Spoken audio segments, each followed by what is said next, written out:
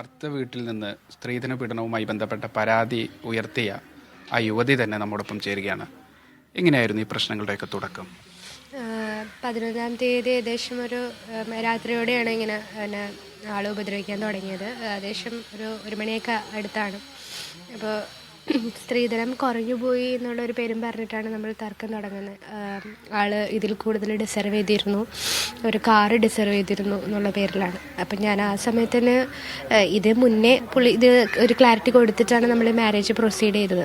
അതായത് നമ്മളുടെ എൻ്റെ ഫാമിലിയുടെ സൈഡിൽ നിന്നും ഇത്രയാണ് നമ്മൾ തരാൻ ഉദ്ദേശിക്കുന്നത്, അത് പുള്ളിക്കും പുള്ളിയുടെ ഫാമിലിക്കും ഓക്കെ ആണ് എന്ന് അതിലൊരു ക്ലാരിറ്റി വരുത്തിയിട്ടാണ് നമ്മൾ ഈ കല്യാണം പ്രൊസീഡ് ചെയ്തത്. പിന്നെ ആ ഒരു തർക്കത്തിന് അപ്പോൾ ഞാൻ ചോദിച്ചു, പിന്നെന്തിനാണ് അതിനെക്കുറിച്ചൊരു തർക്കം? അപ്പോൾ ആ ഒരു പേരും പറഞ്ഞിട്ടാണ് എന്നെ പുള്ളി ഉപദ്രവിക്കാനായിട്ട് തുടങ്ങിയത്. അപ്പോൾ അന്ന് തന്നെ രാവിലെ, അതായത് ഈ പ്രശ്നം ഉണ്ടാകുന്നതിൻ്റെ രാവിലെ പുള്ളിയും അമ്മയുമായിട്ട് ചെറിയൊരു കോൺവെർസേഷൻ ഉണ്ടായിരുന്നു. അത് ഡോർ ലോക്ക് ചെയ്തിട്ട് അവർ രണ്ടുപേരും കൂടി ഇരുന്ന് എന്തൊക്കെയോ സംസാരിച്ചായിരുന്നു. രാഹുലിനോട് ചോദിച്ചു, അത് നീ അറിയണ്ട എന്നാണ് പറഞ്ഞത്. അപ്പോൾ അത് കഴിഞ്ഞ് രാത്രി ഒരു മാരേജ് ഫംഗ്ഷൻ, നമുക്ക് തൊട്ടടുത്ത് തന്നെ ഒരു മാരേജ് ഫംഗ്ഷൻ അറ്റൻഡ് ചെയ്യാനുണ്ടായിരുന്നു. അതും കഴിഞ്ഞ് പുള്ളി വന്നപ്പോഴത്തേനും അത്യാവശ്യം കഴിച്ചിട്ടൊക്കെയാണ് പുള്ളി, കാര്യമായിട്ട് എന്തോ അടിച്ചിട്ടാണ് പുള്ളി ആ സമയത്ത് അവിടെ വന്നത്. അതായത് ലഹരി ആണോ ഉപയോഗിക്കുന്നത്? ഞാൻ ആദ്യം വിചാരിച്ചത് അത് മദ്യമാണെന്നാണ്. കാരണം പുള്ളി എന്നെ പുള്ളിയുടെ ഫ്രണ്ടിൻ്റെ ഭാര്യയുടെ അടുത്താക്കിയിട്ട് പുള്ളി ഫ്രണ്ട്സിൻ്റെ കൂടെ പോയി കഴിച്ചിട്ട് വരാമെന്നുള്ള രീതിയിൽ പോയി. പക്ഷേ തിരിച്ചു വരുന്നത് പോയ രാഹുലല്ല തിരിച്ചു വരുന്നത്, നോർമലല്ല, ആൾ അത്യാവശ്യം നോർമലല്ല. പിന്നെ ഭയങ്കര ഒരു റെഡായിട്ട് അത്യാവശ്യം ആ ഒരു ലെവലിലായിരുന്നു. എന്നിട്ട് ഡ്രൈവ് പോകണമെന്ന് പറഞ്ഞു, ബീച്ചിൽ ഒരു ലോങ് ഡ്രൈവ് പോകണമെന്ന് പറഞ്ഞു. അപ്പോൾ ഞാൻ പറഞ്ഞു കഴിച്ചിട്ടുണ്ടല്ലോ, അപ്പോൾ നമുക്ക് പോവണ്ട. പുള്ളി വിസമ്മതിച്ചു, പോകണം എന്ന് പറഞ്ഞു, നിർബന്ധിച്ചു. അങ്ങനെ നമ്മൾ കോഴിക്കോട് ബീച്ചിൽ പോയി. അപ്പോൾ അവിടെ വെച്ചിട്ട് പുള്ളി പറയുന്ന ചെറിയൊരു പിണക്കം ഉണ്ടായിരുന്നു. അമ്മയുടെ പേരും പറഞ്ഞായിരുന്നു പിണക്കം. അതായത് അമ്മനോട് ഞാൻ സംസാരിക്കുന്നില്ല എന്നുള്ളൊരു പേരും പറഞ്ഞിട്ടാണ് പിണക്കം. അപ്പോഴേ എനിക്ക് മനസ്സിലായി, രാവിലെ അമ്മയായിട്ടൊരു ചർച്ച ഉണ്ടായിരുന്നല്ലോ. അപ്പം അമ്മ എന്തോ മോനെ ഡോർ ലോക്ക് ചെയ്തിട്ട് റൂമിലിരുന്ന് എന്തോ പറഞ്ഞ് കൊടുത്തിരിക്കുന്നു മോന്. അപ്പം എനിക്കൊന്നിനെ ആ ഒരു ചുരുക്കിൽ വന്നിട്ട് രാത്രി വന്നിട്ട് എന്നെ മർദ്ദിക്കുകയാണ്. അതും സ്ത്രീധനത്തിൻ്റെ കാര്യം പറഞ്ഞിട്ടാണ് മർദ്ദിക്കുന്നത്. കാരണം അതിന് മുന്നേ രാഹുൽ ഈ ഒരു പ്രശ്നത്തിൻ്റെ പേരിൽ എന്നോട് വഴക്കിട്ടിട്ടില്ല. അപ്പം അമ്മ എന്തോ പറഞ്ഞു കൊടുത്ത് അതും കഴിഞ്ഞ് വന്ന് രാത്രിയാണ് സ്ത്രീധനം എനിക്ക് പോരായിരുന്നു പറഞ്ഞിട്ട്, എനിക്ക് കാറ് വേണമായിരുന്നു, അതെപ്പോൾ തിരിച്ചു കിട്ടുന്നുള്ള രീതിയിൽ പറഞ്ഞിട്ട് മർദ്ദിച്ച് തുടങ്ങുന്നത്. ഇതിപ്പോൾ കല്യാണം കഴിഞ്ഞിട്ട് എത്രാമത്തെ ദിവസമാണ് ഈ പ്രശ്നം ഉണ്ടാകുന്നത്? കല്യാണം കഴിഞ്ഞത് 5-ാം തീയതിയാണ്. അത് കഴിഞ്ഞ് 11-ാം തീയതി രാത്രി, അതായത് 12 മണിക്ക് ശേഷം.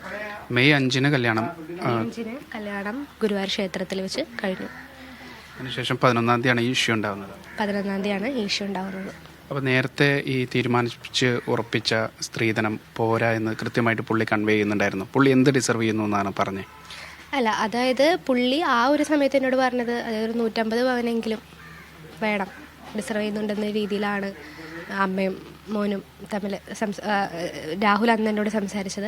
പിന്നെ അതിന് മുന്നേ അമ്മയും അനിയത്തിയും, അതായത് കിച്ചണിൽ വെച്ച്, ഞാൻ കിച്ചണിൽ കയറുമ്പോൾ അന്ന് സ്വർണ്ണത്തിൻ്റെ പേരിൽ സ്വർണ്ണം എവിടെയാണ് വെച്ചെന്നുള്ള ഒരു ഡിസ്കഷൻ വന്നപ്പോൾ എന്നോട് പറഞ്ഞു, എൻ്റെ മോന് ഇതിൽ കൂടുതൽ കിട്ടേണ്ടതാണ്, എൻ്റെ മോന് പോരാ എന്നുള്ള രീതിയിലൊരു കാര്യങ്ങളൊക്കെ അമ്മ എന്നോട് പറയുമായിരുന്നു. അപ്പോൾ അതെന്നെ മാനസികമായിട്ട് ഭയങ്കര ബുദ്ധിമുട്ടിലാക്കിയായിരുന്നു. അത് രാഹുലിനോട് ഷെയർ ചെയ്തിട്ടുണ്ടായിരുന്നു, അമ്മ എന്നോട് ഇങ്ങനെ പറയുന്നുണ്ടെന്ന്. ഇപ്പോൾ അപ്പോൾ രാഹുൽ ചെന്ന് എന്തോ ചോദിച്ചു. പിന്നെ രാഹുലും അമ്മയും കൂടി അങ്ങനെയാണ് റൂമിൽ കയറി ഡോർ ലോക്ക് ചെയ്തിട്ട് എന്തൊക്കെയോ സംസാരിച്ച്. അതിൻ്റെ രാത്രിയാണ് എന്നെ ഇങ്ങനെ മർദ്ദിക്കുന്നത് സ്ത്രീധനത്തിൻ്റെ കാര്യം പറഞ്ഞിട്ട്. അപ്പം അതിന് മുന്നേ നമ്മളിതിലൊരു ക്ലാരിറ്റി വരുത്തിയതാണ്. കാരണം അതിന് മുന്നേ അവർ നമ്മളോട് സ്ത്രീധനം ചോദിച്ചിട്ടില്ല. അതായത് കല്യാണം ഫിക്സ് ചെയ്യുന്നതിന് മുന്നേ ഞങ്ങൾക്ക് ഇത്ര വേണം, അല്ലെങ്കിൽ ഞങ്ങൾക്ക് കാറ് വേണം, അങ്ങനെയുള്ള ഒരു ഡിമാൻഡ്സും അവർക്ക് ഉണ്ടായിരുന്നില്ല. അവർ മെയിനായിട്ട് പറഞ്ഞത് എന്നെ വേണം എന്നുള്ള മാത്രമേ രാഹുലിൻ്റെ സൈഡിൽ നിന്ന്, രാഹുലിൻ്റെ ഫാമിലിൻ്റെ സൈഡിൽ നിന്ന് മാത്രമല്ല, രാഹുലാണ് എല്ലാ കാര്യങ്ങളും തീരുമാനിക്കുന്നത്. അമ്മയ്ക്ക് വലിയ റോളുള്ള പോലെ എനിക്ക് തോന്നിയിട്ടില്ല. അപ്പോൾ രാഹുലിൻ്റെ ഇഷ്ടത്തിൻ്റെ പേരിലാണ് രാഹുൽ എന്നോട് ഈ ഒരു പ്രപ്പോസലായിട്ട് വന്നതും ഇത് പ്രൊസീഡായതും. പിന്നെ ഈ എങ്ങനെയാണ് നിങ്ങളുടെ വീട്ടുകാരെ ഈ വിഷയത്തിൽ ഇടപെടുന്നതും അവരറിയുന്നതൊക്കെ എങ്ങനെയാണ്? വീട്ടിൽ വിളിച്ചു പറഞ്ഞു? ഇല്ല, വീട്ടിൽ വിളിച്ചു പറയാനുള്ളൊരു സിറ്റുവേഷനിലായിരുന്നില്ല. കാരണം ഒന്നാമത്തെ കാര്യം, കല്യാണം കഴിഞ്ഞിട്ട് ഫോൺ എൻ്റെ കയ്യിലല്ല, രാഹുലിൻ്റെ കയ്യിലാണ്. ഞാൻ ഫോൺ അധികം യൂസ് ചെയ്തിട്ടില്ല. അതിനൊരു സിറ്റുവേഷൻ രാഹുൽ എനിക്ക് ഉണ്ടാക്കി തന്നിട്ടില്ല. അന്ന് മർദ്ദിക്കുന്ന സമയത്താണെങ്കിലും എൻ്റെ കയ്യിൽ ഫോണില്ല. ഞാൻ എങ്ങനെയെങ്കിലും ഓടി രക്ഷപ്പെടാനാണ് ആ സമയത്ത് നോക്കുന്നത്. എങ്ങനെയെങ്കിലും എനിക്കൊന്ന് ഡോറ് തുറന്ന് എങ്ങനെയെങ്കിലൊക്കെ പുറത്തേക്ക് വരണം, അതാണ് ഞാൻ നോക്കുന്നത്. പക്ഷേ മർദ്ദിക്കുന്നതിനിടയിൽ ഞാനത് ശ്രമിച്ചെങ്കിലും പുള്ളി ഓടി വന്ന് എന്നെ പിടിക്കുകയും ബെഡിലേക്ക് തിരിച്ചിടുകയും അവിടെ വെച്ച് വീണ്ടും ആക്രമിക്കുകയാണ് ചെയ്തത്. ഞാൻ ആ സിറ്റുവേഷൻ മനസ്സിലാക്കുന്നു, എങ്കിലും അതിക്രൂരമർദ്ദനമായിരുന്നു എന്നൊക്കെ പറഞ്ഞു. ശാരീരികമായ കൈകൊണ്ടും ഒക്കെയുള്ള ഉപദ്രവമായിരുന്നു, അതല്ലെങ്കിൽ വേറെ ഇപ്പോൾ നേരത്തെ കഴിഞ്ഞ ദിവസം അച്ഛനൊക്കെ പറഞ്ഞതുപോലെ കഴുത്തിൽ കുരുക്കിടാനുള്ള ശ്രമം അങ്ങനെയൊക്കെ ആയിരുന്നു? എന്തായിരുന്നു മർദ്ദനം? കൈകൊണ്ട് നന്നായിട്ട് ഉപദ്രവിച്ചിനി. ആദ്യം തന്നെ കർണത്താണ് അടിക്കുന്നത്. അതിനുശേഷം കൈ ഇങ്ങനെ മുഷ്ടി ഇത് ചുരുട്ടി പിടിച്ചിട്ട് തലയിൽ ഇവിടെ ഒരു 3 ഇടി, ബാക്കിലൊരിടി, നെറ്റിയിൽ അത്യാവശ്യം നന്നായിട്ട് മുഴച്ചിട്ടുണ്ടായിരുന്നു. ഇപ്പോൾ ട്രീറ്റ്മെൻറ്റും കാര്യങ്ങളൊക്കെ എടുത്തപ്പോൾ ഇതൊരു കുറഞ്ഞതാണ്. പിന്നെ ചാർജറിൻ്റെ കേബിൾ അത് വെച്ച് എൻ്റെ കഴുത്തിൽ മുറുക്കി എന്നെ കൊല്ലാൻ ശ്രമിച്ചു. അപ്പോൾ ആ സമയത്ത് പുള്ളി പറയുന്നുണ്ട് കൊല്ലും എന്ന്. ഞാൻ ഇനിയും പുള്ളിയുടെ കൂടെ ജീവിച്ചാൽ എനിക്ക് എന്തായാലും ഒരു വധഭീഷണി ഉറപ്പാണ്. അപ്പം എന്തായാലും ഒരു കോംപ്രമൈസിന് നമുക്ക് ഒരു വിശ്വാസമില്ല, ഒരു ട്രസ്റ്റ് നമുക്ക്. ഇത് വീട്ടിൽ വെച്ചല്ലേ ഈ മർദ്ദനമൊക്കെ നടക്കുന്നത്? അപ്പം വീട്ടുകാരൊന്നും ഇത് അറിയുന്നില്ലേ? വീട്ടുകാർ, അതായത് നമ്മൾ അപ്സ്റ്റെയറിലാണ് താമസിക്കുന്നത്, മേളത്തെ റൂം.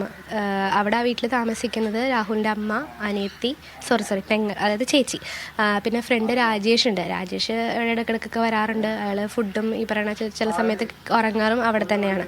അപ്പോൾ അന്ന് അപ്സ്റ്റെയറിൽ രാജേഷ് നമ്മുടെ റൂമിൻ്റെ തൊട്ടിപ്പുറത്താണ് ആ റൂമിൽ കിടക്കുന്നുണ്ടായിരുന്നു. താഴെ അമ്മയും അനിയത്തി ഉണ്ടായിരുന്നു, ചേച്ചി ഉണ്ടായിരുന്നു. എനിക്ക് തോന്നുന്നത് അവിടെ ആരോ മേളിലേക്ക് കയറി വന്നിട്ടുണ്ട്. കാരണം എന്നെ ഉപദ്രവിക്കുന്ന സമയത്ത് പുള്ളി പറയുന്നുണ്ട് സൗണ്ട് ഉണ്ടാക്കല്ലേ ആരോ വരുന്നുണ്ട്, സ്റ്റെപ്പ് കയറുന്ന സൗണ്ട് കേൾക്കുന്നത്. അത് ഞാനും കേട്ടായിരുന്നു. പക്ഷേ ആ ഡോറിൽ വന്ന് ആരെങ്കിലും ഒന്ന് മുട്ടുകയോ അങ്ങനെ ഒന്നും ചെയ്തില്ല. പിന്നെ കുറച്ച് നേരം കഴിഞ്ഞപ്പോഴത്തേക്ക് ആ സൗണ്ട് പോവുകയും ചെയ്തു. എനിക്ക് തോന്നുന്നത് അറിഞ്ഞിട്ടും അതിലിടപെടാതിരുന്നതായിരിക്കണം.